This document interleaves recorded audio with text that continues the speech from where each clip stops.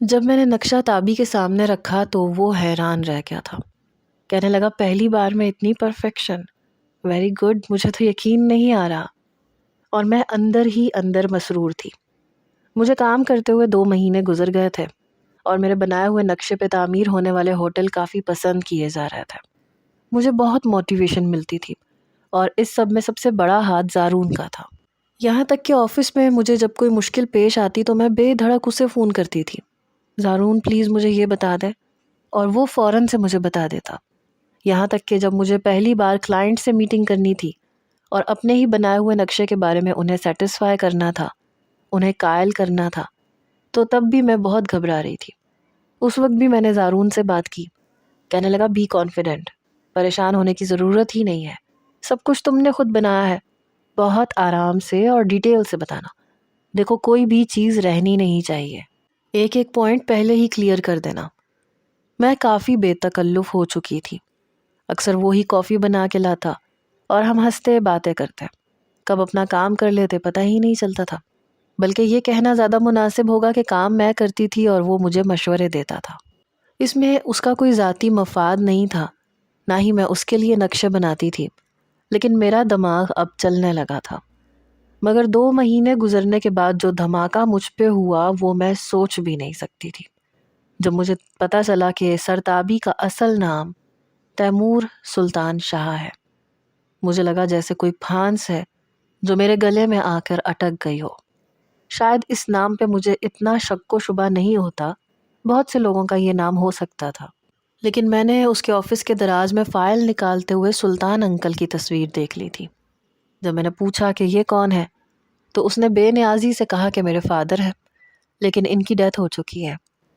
مجھے لگا جیسے مجھ پہ آسمان گر پڑا ہو۔ کچھ دیر تو میں بڑی ساکت ہو کے اسے دیکھنے لگی۔ اب لگ رہا تھا کہ واقعی اس کا چہرہ اتنا اجنبی تو نہیں تھا۔ پتہ نہیں میں کیوں پہچان نہیں پائی۔ مجھے یوں چپ چاپ گمسم دیکھا تو کہنے لگا کیا بات ہے؟ میں نے کہا نہیں، کچھ نہیں۔ پھر اس نے تصویر میرے ہاتھ سے لے کے دراز میں رکھ دی۔ وہ میرے کام سے بہت خوش تھا، مجھ سے مشورے بھی بہت لیتا تھا، بات چیت بھی کر لیا کرتا تھا، لیکن اس واقعے نے میرا دماغ بالکل معوف کر کے رکھ دیا تھا۔ مجھے اپنے بابا کا آخری وقت یاد آ گیا۔ اس شخص نے کتنا کچھ تہس نہس کر کے رکھ دیا تھا میری زندگی میں۔ میرے خوابوں کا قاتل تھا یہ، میرے جذبات کا قتل کیا تھا اس نے، اپنے باپ کی موت کا ذمہ دار بھی تھا اور میرے باپ کی بھی۔ میرے دل میں پھر سے وہی نفرت کے جذبات ابھرنے لگے۔ میرا دماغ چکر کھا کے رہ گیا تھا۔ میں نے کرسی پہ ہاتھ رکھ کے خود کو گرنے سے بچایا۔ وہ شاید مجھے دیکھ چکا تھا، اپنی ریوالونگ چیئر سے اٹھا، میرے پاس آیا۔ مس ابرش کیا بات ہے؟ آپ کی طبیعت مجھے ٹھیک نہیں لگ رہی۔ میری آنکھوں سے آنسو نکلنے لگے۔ میں نے کہا سر میری طبیعت ٹھیک نہیں ہے، پتہ نہیں کیوں بہت چکر آ رہے ہیں۔ کہنے لگا ایکچولی آپ کام کا برڈن بہت زیادہ اپنے سر پہ لیتی ہیں، جتنی آپ نے میری مدد کی ہے میری کمپنی کو آگے بڑھانے کے لیے، میں سوچ بھی نہیں سکتا تھا کہ آپ ایسا کریں گی۔ آپ چلی جائیں، میں چھوڑ دیتا ہوں آپ کو۔ میں نے کہا نہیں، میں چلی جاؤں گی۔ میری آنکھوں سے آنسو بہے جا رہے تھے۔ کہنے لگا کیا بات ہے، کیا بہت زیادہ طبیعت خراب ہے؟ چلے میں آپ کو ڈاکٹر کے پاس لے جاتا ہوں۔ شاید میری طبیعت خرابی کی وجہ سے بے اختیار اس نے میرے بازو کو پکڑا، حالانکہ میں کرسی پہ بیٹھ چکی تھی، لیکن مجھے لگا جیسے ایک کرنٹ میرے پورے وجود میں بڑی زور کا لگا ہے۔ میں نے جلدی سے اس کا ہاتھ اپنے بازو سے ہٹایا، وہ کچھ خجل سا ہو گیا۔ آئی ایم سوری میم، صرف آپ کی طبیعت کی وجہ سے۔ میں نے کہا اٹس اوکے۔ میں نے اپنے پرس میں سے موبائل نکالا، زارون کو کال کی۔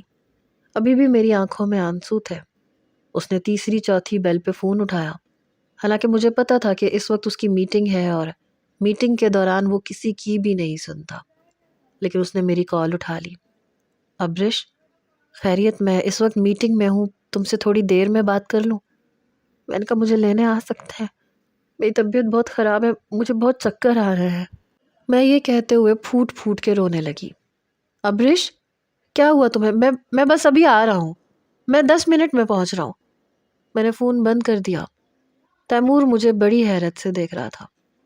مس ابرش اگر آپ کی طبیعت بہت خراب ہے تو میں آپ کو ڈاکٹر کے پاس لے جاتا ہوں، آپ کیوں اپنے بھائی کو پریشان کر رہی ہیں؟ اسے لگا شاید میں نے اپنے بھائی کو کال کی ہے۔ میں نے کہا نہیں وہ بس آ رہے ہیں، میں چلی جاؤں گی۔ میرے آنسوؤں پہ میرا اختیار نہیں تھا، وہ پریشان حال مجھے دیکھے جا رہا تھا۔ آپ نے خواہ پریشان کیا، میں آپ کو لے جاتا۔ کچھ ہی دیر میں زارون آ چکا تھا۔ پہلی بار ایسا ہوا کہ وہ آفس میں اوپر تک آیا۔ کمرے پہ دستک ہوئی تو تیمور نے اسے اندر آنے کی اجازت دی۔ سامنے اڑی ہوئی رنگت کے ساتھ زارون کو دیکھ کے میں کھڑی ہو گئی۔ تیز قدموں سے میں اس کے پاس گئی اور پتہ نہیں کیوں اور کیسے میں اس کے کندھے سے لگ کے رونے لگی۔ گڑبڑا تو وہ بھی گیا تھا۔ ابریش کیا ہوا تمہیں؟ میں روئے جا رہی تھی۔ اس نے بڑی تیکھی نظر سے تیمور کو دیکھا۔ تیمور خود بھی گھبرا گیا۔ پتہ نہیں ان کو کیا ہوا ہے، اچانک سے بہت زور کا چکر آیا ہے۔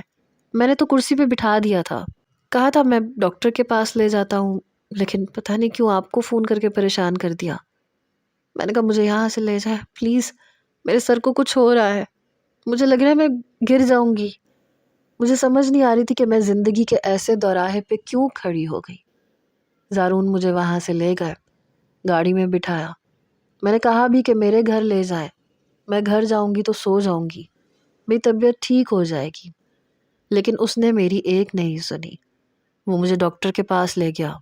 ڈاکٹر نے چند میڈیسن دی، کہنے لگے بی پی تو بالکل نارمل ہے، نہ ہائی ہے نہ لو ہے، شاید نیند کی خرابی کی وجہ سے چکر آ گیا ہوگا۔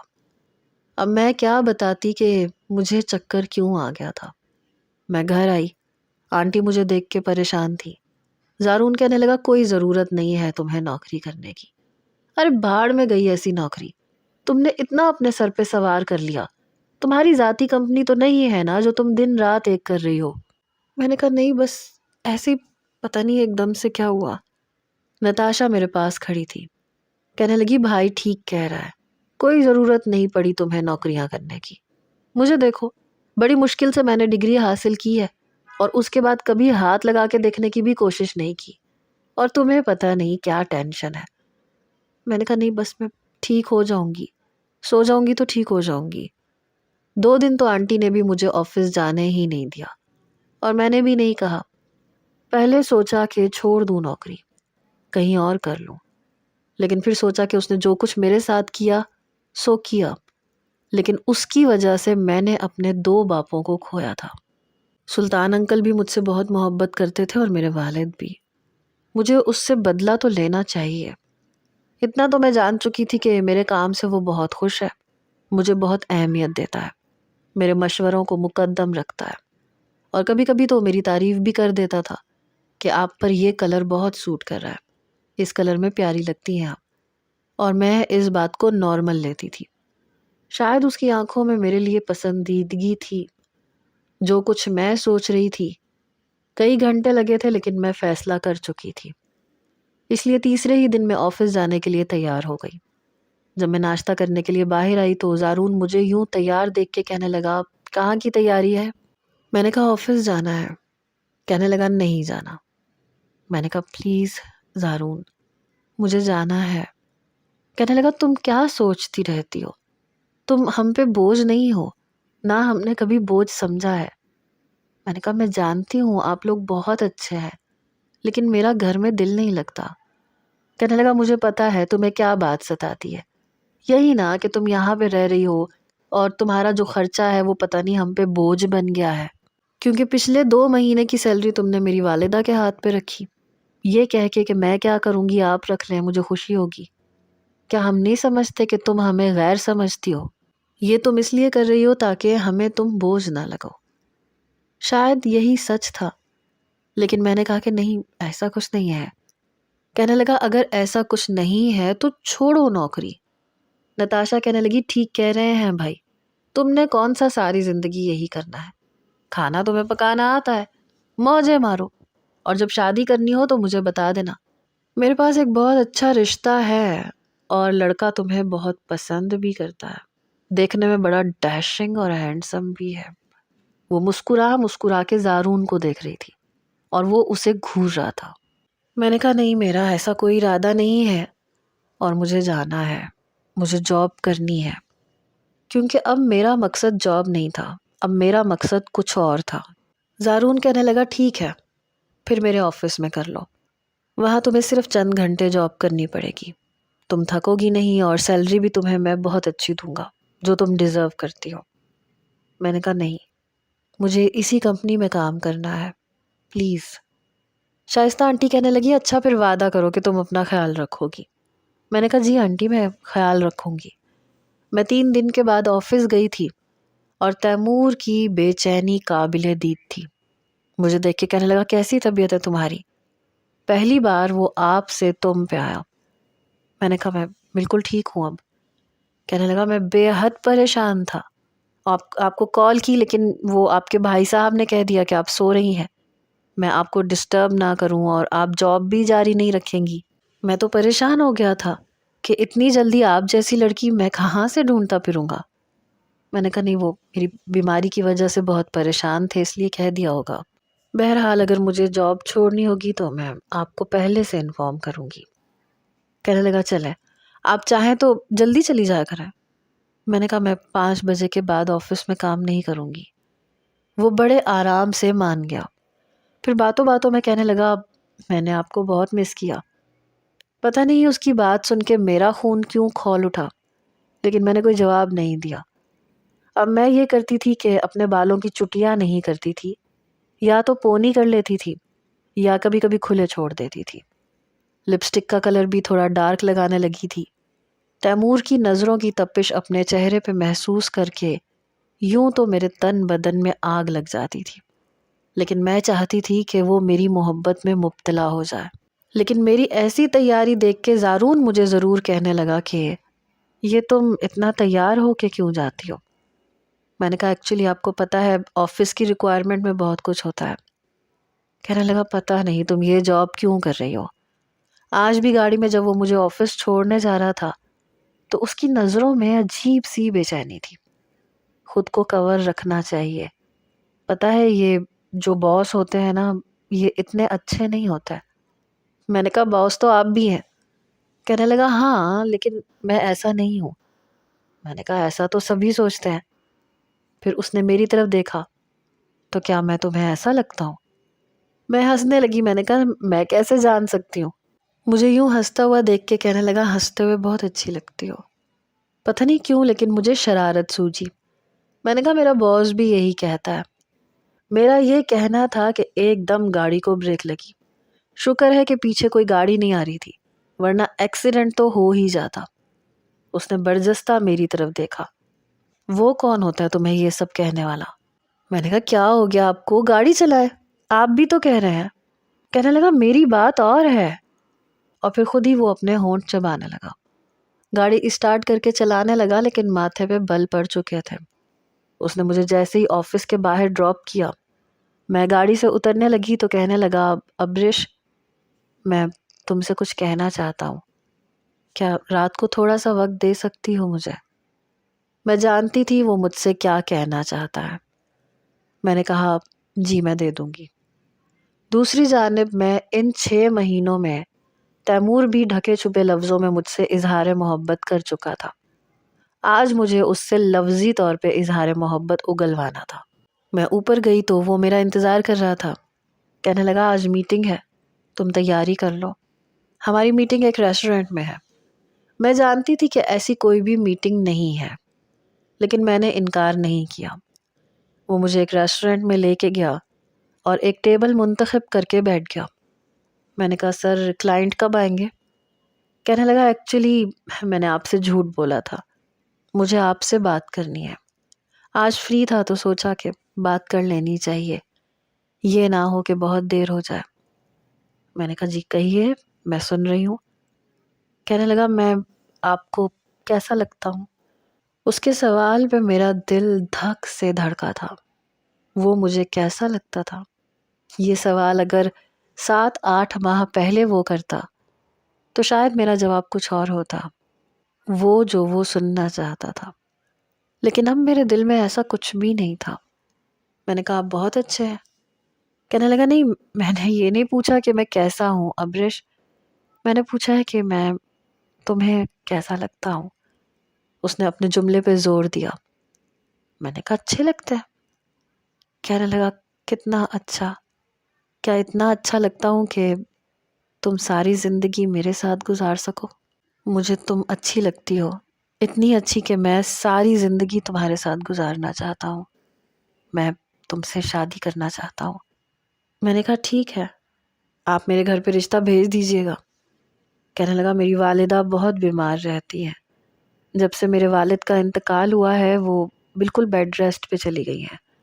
ان کا بی پی بہت جلدی شوٹ کر جاتا ہے. ایک ملازمہ ہے جو ہر وقت ان کے ساتھ رہتی ہے، اس لیے وہ رشتہ لے کر نہیں آ سکتی.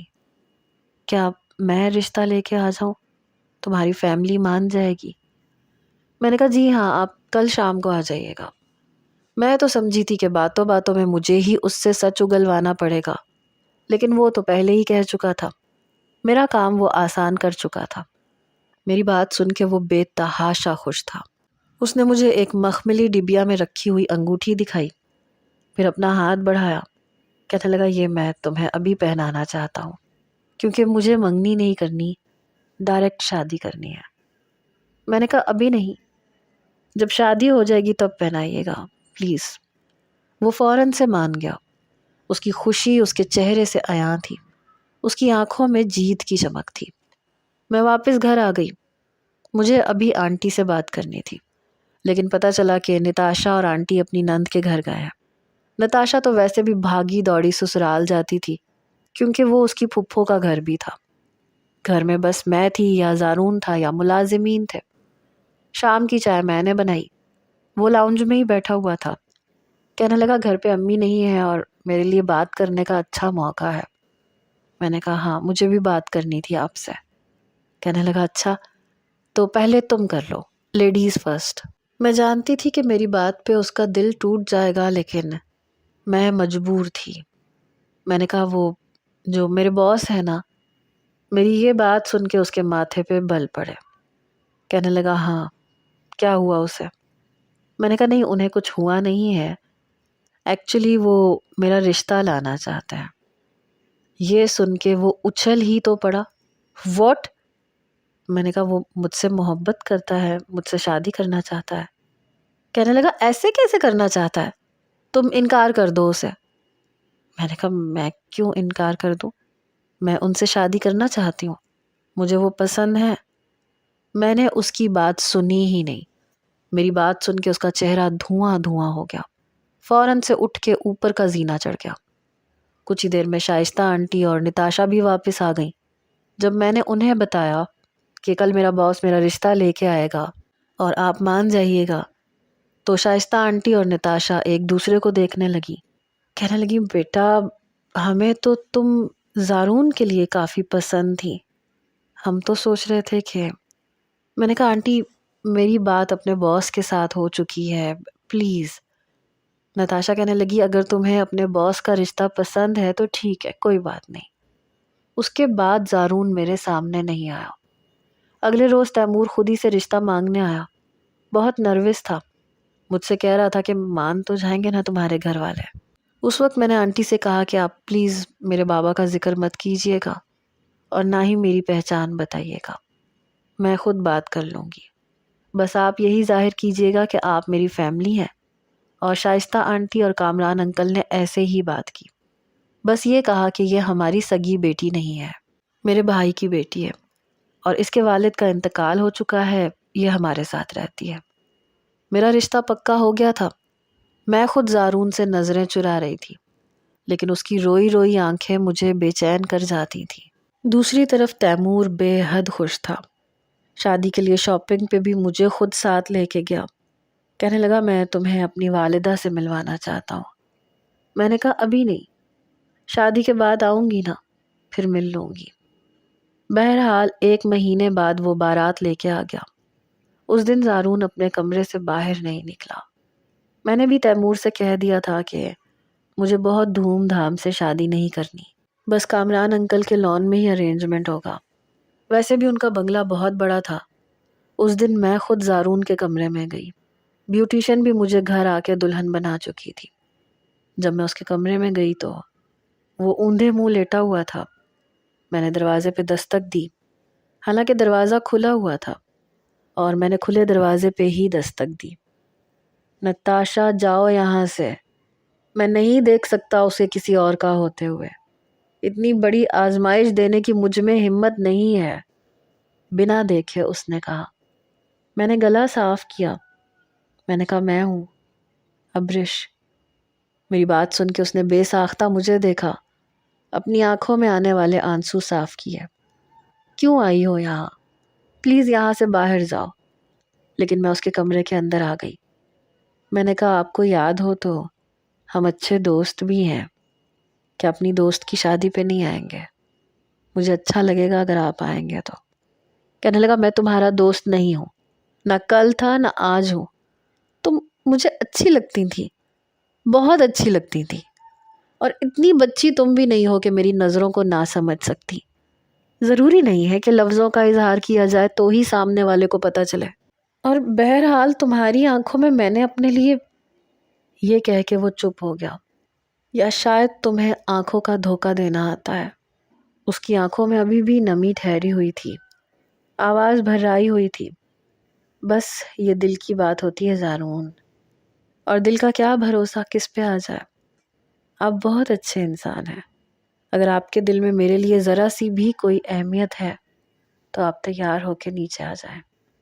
کہنے لگا اتنی بڑی آزمائش نہیں دے سکتا. تم جا سکتی ہو. تمہیں تو کچھ نہیں کہا نا. میں نے کہا پلیز اگر آپ کے دل میں واقعی میرے لیے محبت ہے تو آپ آئیں گے.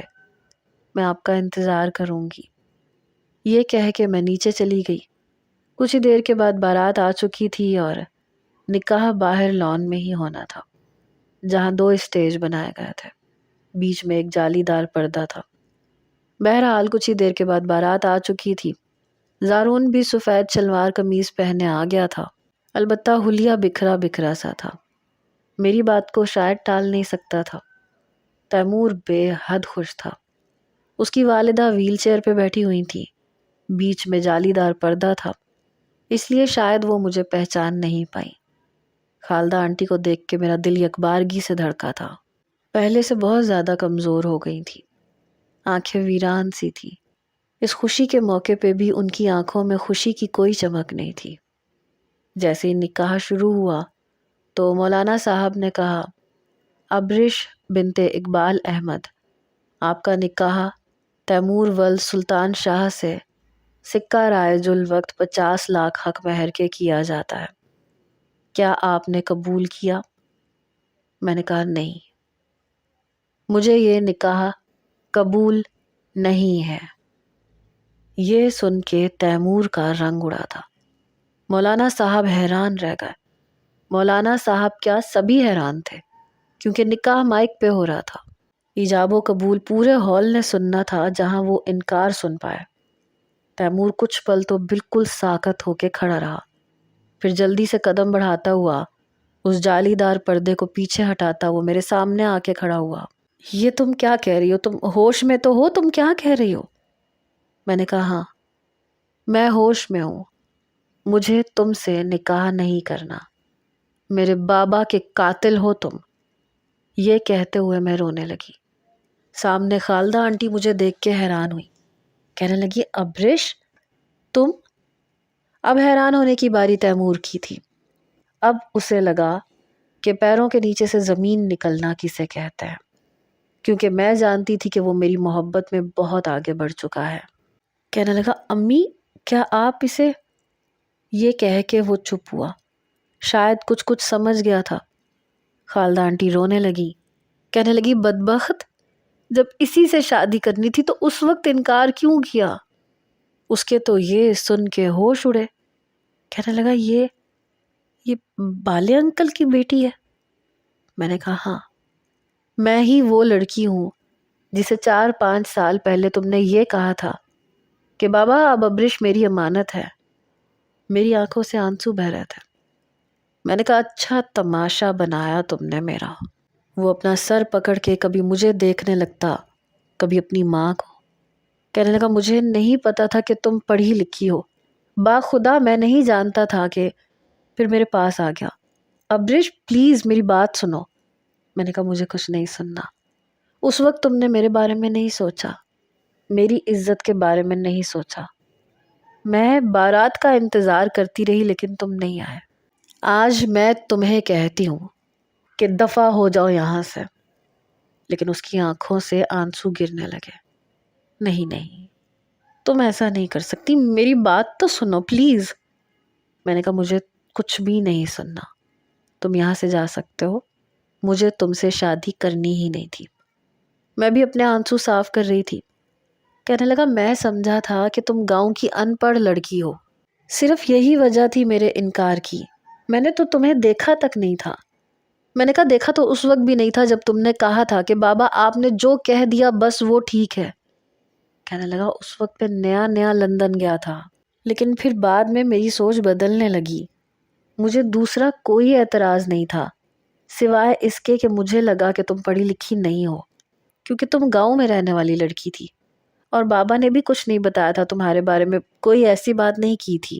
جیسے ہی میں پاکستان آیا فوراً ہی شادی کی تیاریاں شروع کر دی. میں بوکھلا کے رہ گیا تھا.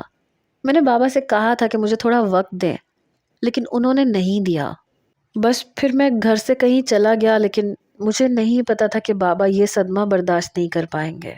جب اپنے باپ کے صدمے سے باہر آیا تو پتا چلا کہ بالے انکل کا بھی انتقال ہو گیا. مجھے اپنے کیے پہ بہت دکھ ہوا تھا ابرش. میں گاؤں گیا تھا تمہیں لینے کے لیے، لیکن تمہارے گھر پہ تالا لگا ہوا تھا. میں سچ کہہ رہا ہوں، خدا کی قسم. شاید اس کی بات سچ ہو، لیکن میں اپنے دل کا کیا کرتی جہاں اس کے لیے اب کوئی گنجائش نہیں تھی. وہ رو رہا تھا، میرے سامنے گھٹنوں کے بل بیٹھ کے ہاتھ جوڑنے لگا. خدا کے لیے انکار مت کرو، خدا میں انجان تھا، مجھے نہیں پتا تھا یہ سب ہو جائے گا. لیکن میں وہاں سے ہٹ گئی. چند قدموں کے فاصلے پہ حیران حیران سا زارون مجھے دیکھ رہا تھا، اور کبھی روتے ہوئے تیمور کو. میں اس کے پاس آئی. میں نے کہا زارون مجھ سے شادی کریں گے؟ زارون کو شاید مجھ سے ایسی توقع نہیں تھی. بڑی حیرت سے اس نے مجھے دیکھا. ابھی بھی میرے آنسو بہہ رہے تھے. تیمور نے جب یہ سنا تو میرے پاس آ گیا. ابرش تم ایسا نہیں کر سکتی، مجھے اتنی کڑی سزا نہیں دے سکتی، میں بے قصور ہوں. میں نے کہا لیکن میں کیا کروں، میرے دل میں اب تم کہیں نہیں ہو. اگر کوئی ہے تو وہ زارون ہے. زارون میں نے کچھ پوچھا ہے آپ سے، آپ مجھ سے شادی کریں گے یا نہیں؟ وہ شاید سچویشن کو سمجھ نہیں پا رہا تھا. کہنے لگا ہاں کروں گا. تیمور پیچھے کی جانب کئی قدم لینے لگا.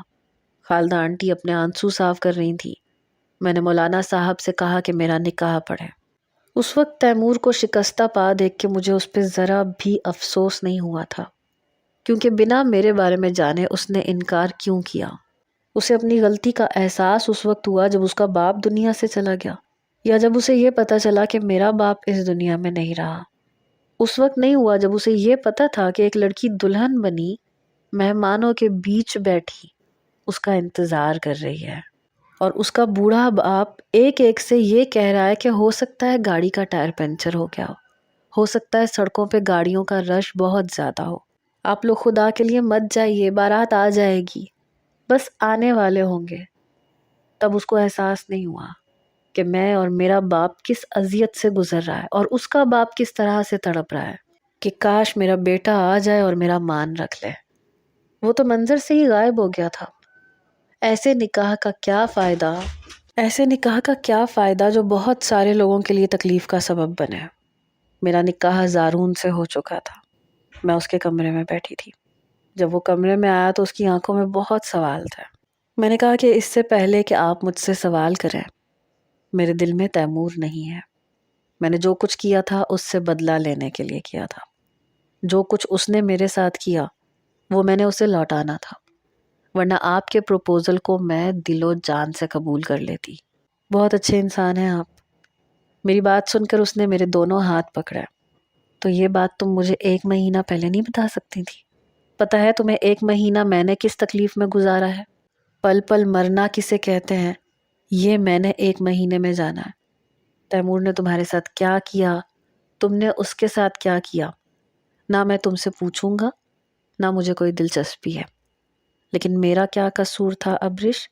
1 مہینہ مجھے کیوں تڑپایا؟ مجھے بتا دیتی.